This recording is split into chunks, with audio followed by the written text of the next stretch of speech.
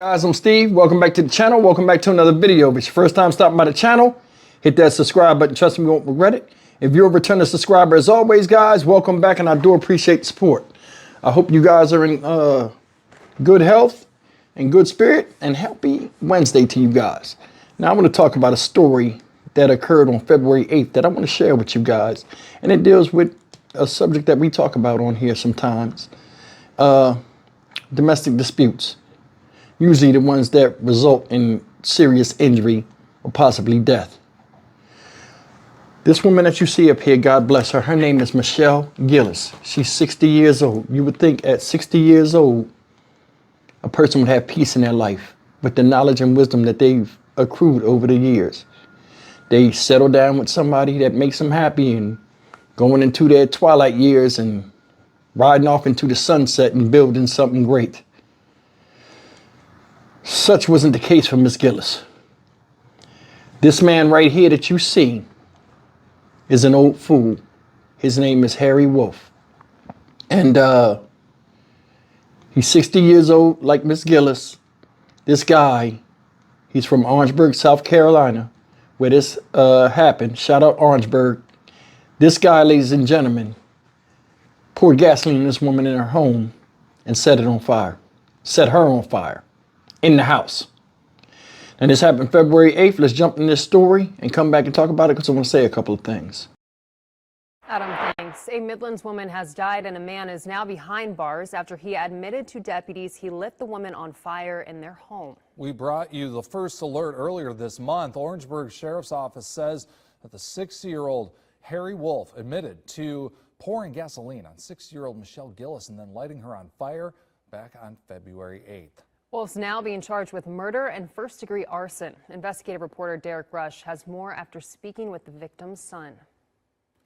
The victim's son told me that losing his mother was very difficult, and it contradicts what you see below because we gave out very little information. We started asking the investigators, well, what can you tell us? What happened? Because the only thing we knew at that time was he called my aunt and said he lit my mother on fire. We didn't even get no whole full stories of what happened until the news reports came out. Sadness as Terrence Bottoms talks about his mother's death. Arrest warrants say Michelle Gillis suffered third-degree burns after being lit on fire by her boyfriend. As Wolf was leaving the scene, he crashed into a fire vehicle, spending days in the hospital. The sheriff's office arrested Wolf after he was treated for his injuries. Chief Chandra Gibbs saying this is being treated as a domestic violence case. It's tragic when there's any loss of life. We have, unfortunately, in South Carolina ranked extremely high as it pertains to persons that have lost their lives to domestic violence. Experts explain navigating domestic issues isn't easy. When someone is attempting to leave a domestic violence relationship, it's very important for them to measure out what it looks like to do so safely. In an incident report, Gillis claimed Wolf had been physical in the past. Losing that type of control, he can become more vengeful, more rageful, and he will attempt to take things to the next level. And as he hangs mourning flowers for his mother, Terrence has a message for anyone dealing with domestic violence. One time is too much. Because if he did it to my mom, he had to be physical with her at some point. We did ask Chief Gibbs about communication between investigators and Gillis's family. She says it's something they are looking into. The family has started a GoFundMe account as well to help cover the cost of funeral arrangements. Reporting here in Orangeburg County, I'm Derek Rush, WIS News 10. All right, guys, that's the story. And may Michelle Gillis, age 60, rest in peace. That's a horrific way to punish somebody that don't want to be with you no more. There's a saying that says old fools used to be young fools. And that saying is true. This guy's an idiot. I don't give a damn what you was going through. If somebody want to leave you alone, sometimes it brings you peace, whether you realize it or not. Now, your dumb ass is in jail. Now, check this out. Says the woman was found in the back of the trailer park, right? Where they were staying. Said an incident report stated the woman spoke with deputies in the back of the ambulance. This is after she'd been set on fire with gasoline and the flames was extinguished. Spoke in the back of the ambulance and had several burn injuries to her body. The woman told deputies she was on the chair in the living room when Wolf entered the home, saying he was going to get her. She told deputies Wolf doused her with gasoline twice before lighting a match and setting her on fire, the incident report said. After setting the fire, listen to this, folks, Wolf crashed into an Orangeburg Department of Safety emergency fire vehicle, a fire truck basically. While fleeing the scene, he sustained multiple injuries due to the collision, according to the report, and was taken to MUSC Orangeburg. The incident report also said after setting fire to the woman, well, I just read that. I don't know why they put that twice. Attempting to flee the scene, him trying to get away. So let me get this straight.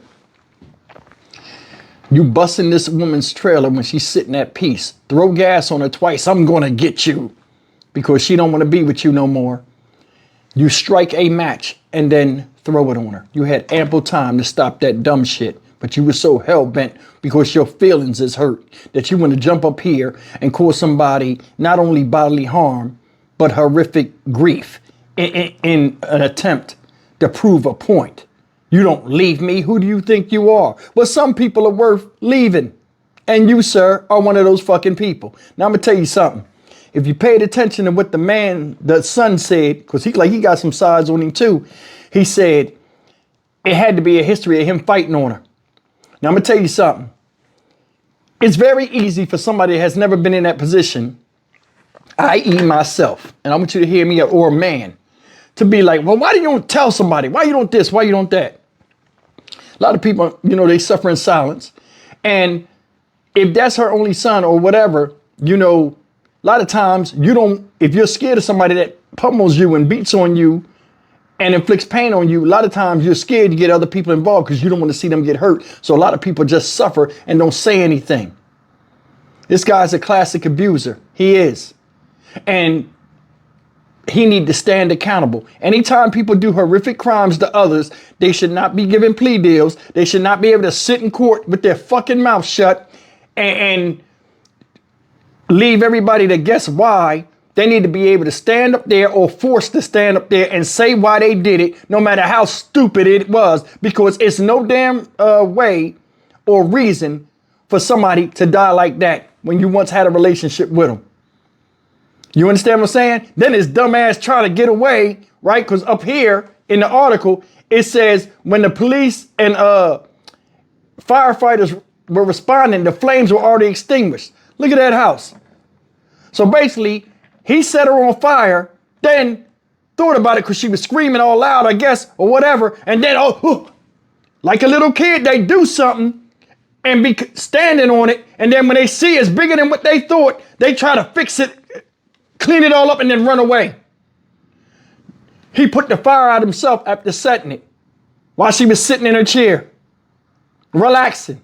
He came and brought hell in the house. It's unacceptable. He need to stand his ass up there wherever he's at and have to say why he did that shit. He should. That's unacceptable. And you're seeing this grow. A bunch of immature dudes nowadays and women nowadays, let's keep that real too. Bunch of immature dudes and women running around here doing stuff, throwing tantrums, and then all of a sudden, you know what I'm saying? Going and just sitting in there and looking stupid in court and not saying nothing. People that do this shouldn't get no legal representation. Obviously, your act was above the law, so you sit up there and you go in that front of that court of law and you defend yourself because that person couldn't defend themselves from the onslaught and savagery that you inflicted on them. They couldn't. I would strip people of citizenship and boot their asses right up on man-made islands or somewhere. You could start from the Stone Age. Maybe you'll learn civility and common sense then. This is messed up. That picture right there, I don't think that's the picture of that woman at 60 years old. It might be. Seemed like an attractive lady. Look at her, look at him. They never look like they belong together. What are dudes doing? Just going out here and beating women into submission like the caveman days or whatever? If they even existed. You know what I'm talking about? Just beat a woman's ass. You gonna be with me or else. A lot of times this stuff happens because Either one or both are not acting according to their gender roles. I want you to think about that. If you're a man, be a man. If you're a woman, be a woman. Some odd reason, I don't think she was the problem.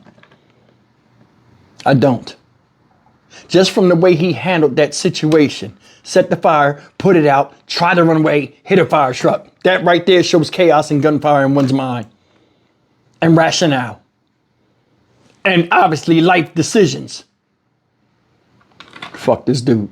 60 years old, dumb as dog shit. Stock Market Steve for the Dynamic Reason channel. As always, like, comment, share, and subscribe. I want you to visualize this. Woman with 3rd-degree burns. She died in the hospital days later, guys. You got to go see your mother looking like this, and you never knew she was in any type of domestic danger with the guy she was around, because she didn't say anything because she wanted to not alarm people that could have helped her. They could have helped her, or he could have helped her, the son. I want you to think about that.